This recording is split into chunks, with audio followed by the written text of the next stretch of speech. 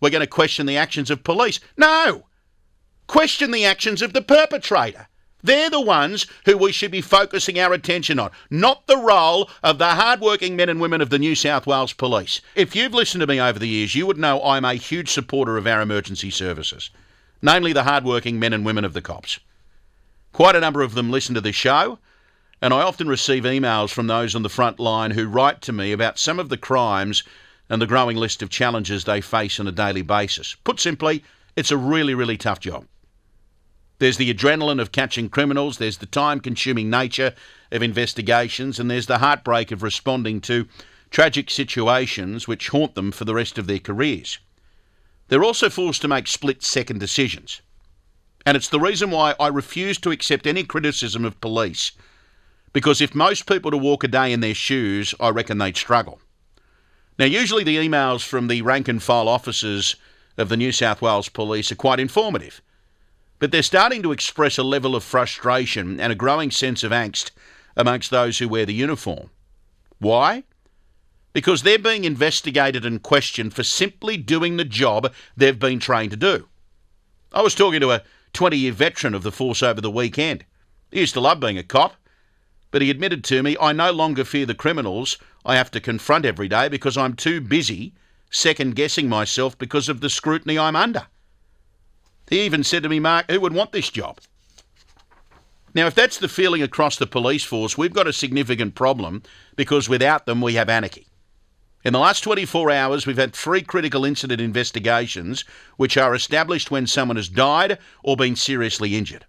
They inevitably investigate the actions of the police officers involved. I sat there and watched the 6 o'clock news last night, and the introduction on the various news services was the actions of police being investigated. The actions of police being investigated. Well, my question is, why isn't the focus on the alleged perpetrators? Why are we always questioning the actions of police? The officers involved are forced to make difficult decisions in the heat of the moment, and they're now the ones under the microscope? The same can be said for an investigation into the actions of police who were forced to deal with the angry mob of protesters last week at Town Hall.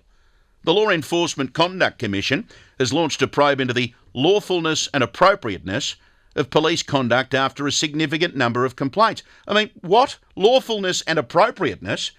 What are they supposed to do when a bunch of troublemakers cross police lines and ignore the highly trained public order and riot squad officers who are instructing them to disperse?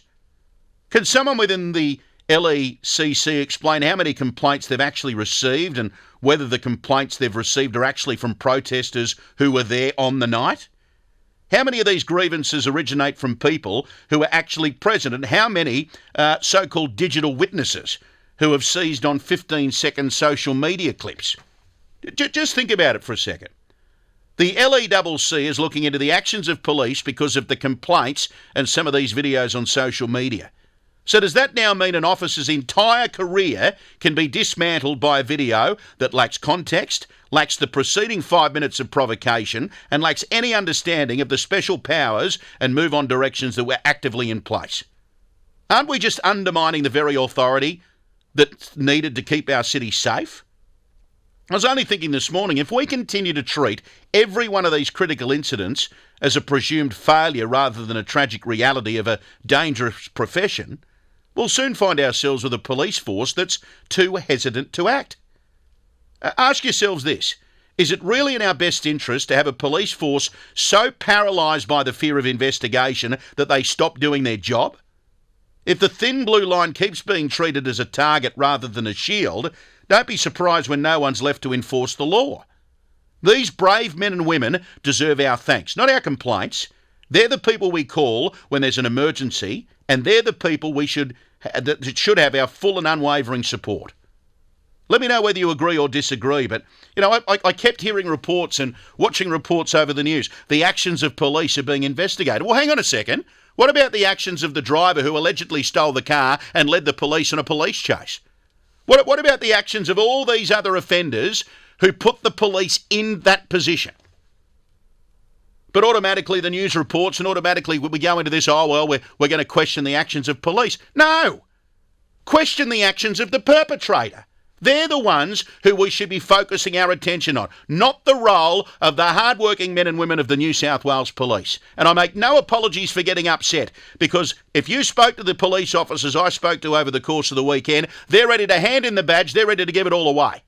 Because they go to work every day thinking, oh, well, I'm going to have to second guess myself because I don't want to have my future jeopardised by a police investigation for simply doing my job.